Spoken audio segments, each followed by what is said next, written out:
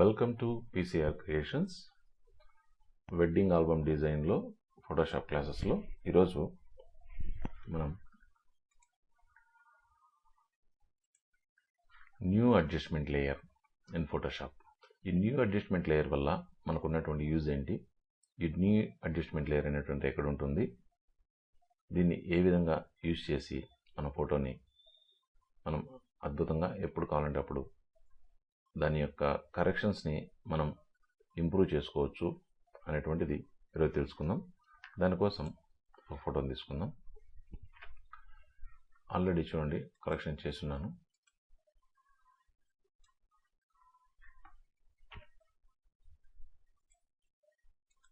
చూడండి,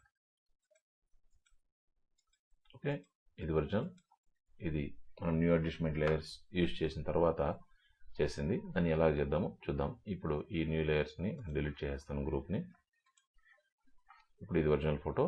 దీనిపైన మనం రెగ్యులర్గా మనం చేసేది ఎలా చేస్తామంటే, ఇమేజ్లో అడ్జస్ట్మెంట్లో కర్వ్స్ తీసుకొని మనం బ్రైట్నెస్ అడ్జస్ట్ చేస్తాం.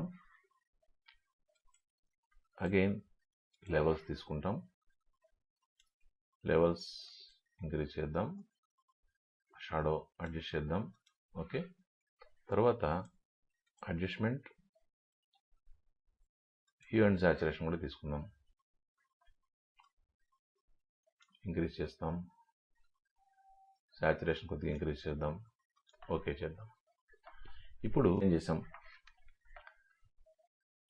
కర్వ్స్ అడ్జస్ట్ చేసాం, లెవెల్స్ చేసాం, ఇప్పుడు హ్యూ అండ్ సాచురేషన్ చేసాం. సో ఇప్పుడు నాకు కర్వ్స్లో అగైన్ నేను అడ్జస్ట్మెంట్ చేయాలి అనుకుంటే మనం చేయలేం, లెవెల్స్లో అడ్జస్ట్మెంట్ చేయాలంటే చేయలేం. కానీ ఫైనల్గా మనం చేసింది హ్యూ అండ్ సాచురేషన్ అయితే మాత్రమే క్యాన్సిల్ చేయగలం.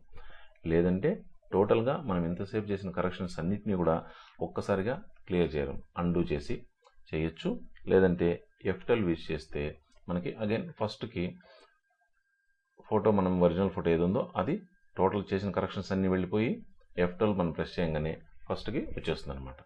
సో అలా కాకుండా మనం చేసే ప్రతి కరెక్షన్, లెవెల్స్ యూజ్ చేసిన, కర్వ్స్ యూజ్ చేసిన, హ్యూ అండ్ సాచురేషన్ యూజ్ చేసిన, ఎక్స్పోజర్ యూజ్ చేసిన, సెలెక్టివ్ కలర్ యూజ్ చేసిన, ఏది యూజ్ చేసినా దాన్ని ఎవ్రీ టైం మనం అడ్జస్ట్ చేసుకోవాలి. అప్ టు ఎక్కడి వరకు సేవ్ చేసి జేప్యాక్ చేయనంత వరకు మనం దాన్ని అగైన్ అండ్ అగైన్ కరెక్షన్ చేసుకోవాలనుకుంటే ఏ విధంగా చేయొచ్చో ఇప్పుడు తెలుసుకుందాం. దానికోసమే మనం న్యూ అడ్జస్ట్మెంట్ లేయర్ అనేటువంటిది ఓపెన్ చేసుకుంటాం అనమాట. ఆ న్యూ అడ్జస్ట్మెంట్ లేయర్ అనేది ఎక్కడ ఉంటుందంటే, F7 ప్రెస్ చేసినట్లయితే లేయర్స్ అంటే విండోస్లో లేయర్స్ F7 లేయర్ యూస్ చేస్తే లేయర్ ప్యానల్ ఓపెన్ అయితే ఇక్కడ హాఫ్ మూన్ ఉంటుంది, చూసారా, ఇక్కడ హాఫ్ మూన్ ఉంటుంది. ఇదే create new fill or adjustment layer అనమాట. దీన్నే మనం న్యూ అడ్జస్ట్మెంట్ లేయర్ అని పిలుద్దాం.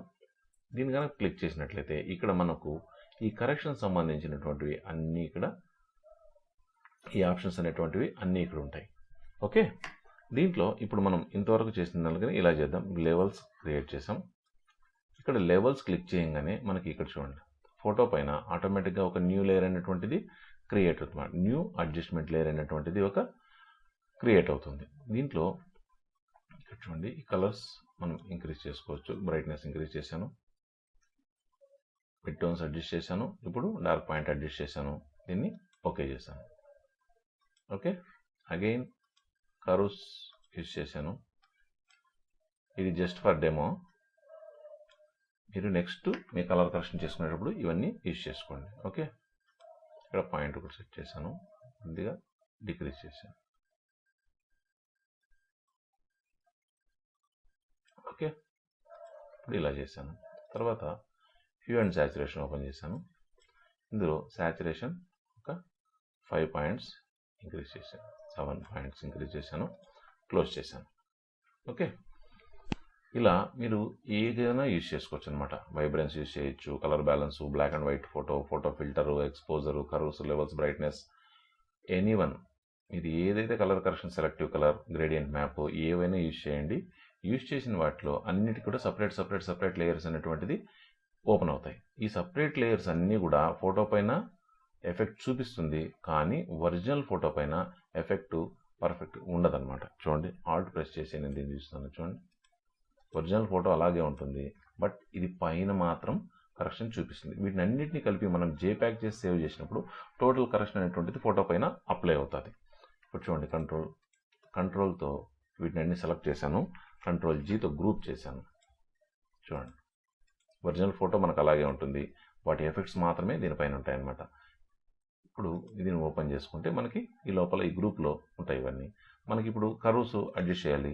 ఈ హాఫ్ మూన్ పైన కనుక క్లిక్ చేసినట్లయితే ఆటోమేటిక్గా ఇక్కడ ఇది ఓపెన్ అవుతుంది అనమాట. చూడండి, మనం డిక్రీజ్ చేసుకోవాలంటే అగైన్ డిక్రీజ్ చేయొచ్చు, ఇంక్రీజ్ చేయాలంటే ఇంక్రీజ్ చేయొచ్చు. ఓకే, ఇప్పుడు క్లోజ్ చేసుకోవచ్చు. ఈవెంట్ సాచురేషన్లో నేను సాచురేషన్ తగ్గించాలనుకున్నాను, తగ్గించుకోవచ్చు. ఫుల్ బ్లాక్ అండ్ వైట్ కూడా చేసుకోవచ్చు. చూడండి, ఓకే, బ్లాక్ అండ్ వైట్ చేశాను, ఓకే చేశాను, ఈ గ్రూప్ని చేశాను. అగైన్ మనం ఆ గ్రూప్ని క్లోజ్ చేసినట్లయితే ఒరిజినల్ ఫోటో అలాగే ఉంటుంది. అదే మనం రెగ్యులర్గా చేసే దాంట్లో ఇమేజ్లో అడ్జస్ట్మెంట్ లేయర్లోకి వెళ్ళి మనం బ్లాక్ అండ్ వైట్ చేసి వన్స్ సేవ్ చేస్తే మనం అగైన్ కలర్ ఫోటోని తీసుకురాలేం. సో చూడండి, ఈ విధంగా మనం ఈ న్యూ అడ్జస్ట్మెంట్ లేయర్ని యూజ్ చేసుకోవచ్చు. అలాగే ఇప్పుడు అగైన్ హ్యూ అండ్ సాచురేషన్లోకి వెళ్ళి నేను మళ్ళీ సాచురేషన్ని ఇంక్రీజ్ చేస్తాను. సో ఫోటో వచ్చేసిందా, సాచురేషన్ ఇంక్రీజ్ చేశాను, క్లోజ్ చేశాను.